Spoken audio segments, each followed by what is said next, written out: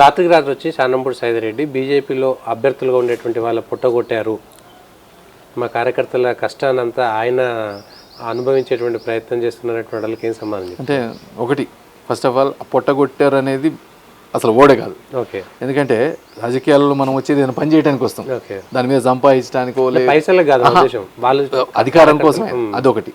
ఇంకొకటి బీజేపీ అనేది నీకు ఉన్న పార్టీలన్నిట్లలో క్రమశిక్షణ గల పార్టీ. ఇంకొకటి ఈరోజు గెలుస్తాం అనే ఫీలింగ్ ఉన్న పార్టీ. అందుకని చాలామంది ఆశిస్తారు. ఆశించేటప్పుడు రకరకాలు అంటే అన్ని రకాలు చూసుకుంటారు. గెలిచే అభ్యర్థులు ఎవరు, పోటీ పడే అభ్యర్థులు ఎవరు, అన్నీ చూసుకుంటారు. ఒక్కసారి టికెట్ ఇచ్చినాక మిగతా పార్టీలకు కాదు, ఇదేంటంటే పార్టీ ఫస్ట్ మనం నెక్స్ట్ అనే పరిస్థితి. అందుకని ఒకటి రెండు కొద్ది కోపాలున్నా అందరూ కూడా మంచిగా అయిపోయినారు. అందరూ కలిసి పోట్లాడుతూ ఉన్నారు. కలిసిపోయినాం. మొన్న మంచిగా పార్లమెంటరీ పార్టీ మీటింగ్ పెట్టినాం. మొత్తం 7 కాన్స్టిట్యున్సీస్ నుంచి ఎక్స్ట్రాడినరీ మీతో పాటు టికెట్లు ఆశించిన వాళ్ళందరూ మీకు మద్దతు ఇస్తూ ఉన్నారు. అందరూ మంచిగా ఎలక్షన్ కమిటీ మీటింగ్స్ 3 రోజులకోసారి జరుగుతూనే ఉన్నాయి. అన్నీ కూడా చాలా గొప్పగా జరుగుతాయి. సహకరిస్తారా మీకు ఎన్నికల్లో? 100కి 100% సహకరిస్తారు. అదే చెప్తా ఉన్నా, బీజేపీలో లీడరు లేకపోతే ఈయనో మెయిన్ కాదు. ఎందుకంటే పార్టీకి ఒక వ్యవస్థ ఉంది. ఆ పార్టీ వ్యవస్థలో ఎవరిని పెట్టినా ఇమీడియట్గా దాంట్లో కలిసిపోయే వ్యవస్థది.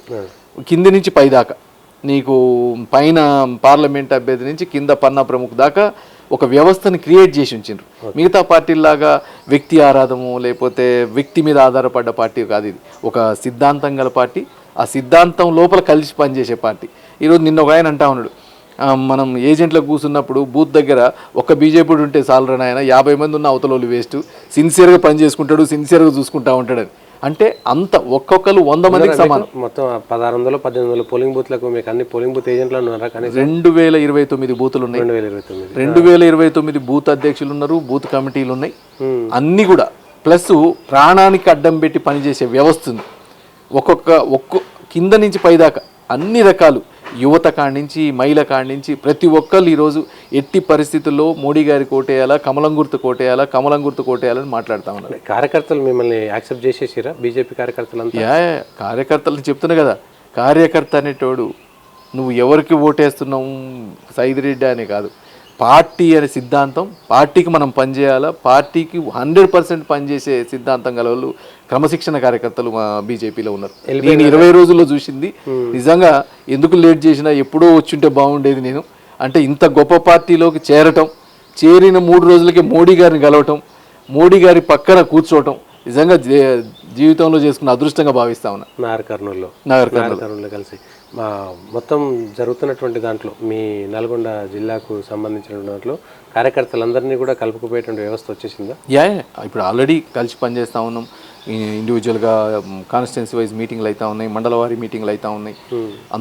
అంతా కూడా నీకు బూత్ వ్యవస్థ దాకా అందరితో ఫోన్లలో కాన్ఫరెన్స్లు మాట్లాడుతూ ఉన్నాం. అందుకని మంచిగా వ్యవస్థ తయారైంది. అందరు కూడా ఈరోజు ఫీడ్బ్యాక్ చూసుకోండి మీరు.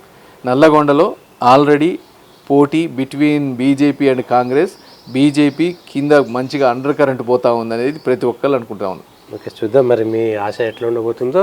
మీరు చెప్పినట్టుగా ఇన్ని అంశాలు సైదిరెడ్డి గారిలాగా అక్కడ ఉన్నటువంటి నల్గొండ ప్రజలు కానీ కార్యకర్తలు ఆలోచిస్తారు లేదు చూడాలి. ఇది నల్గొండ పార్లమెంట్ స్థానానికి సంబంధించిన దాంట్లో కాంగ్రెస్ బీజేపీ మధ్యన హోరాహోరీగా పోరు కొనసాగుతుంది.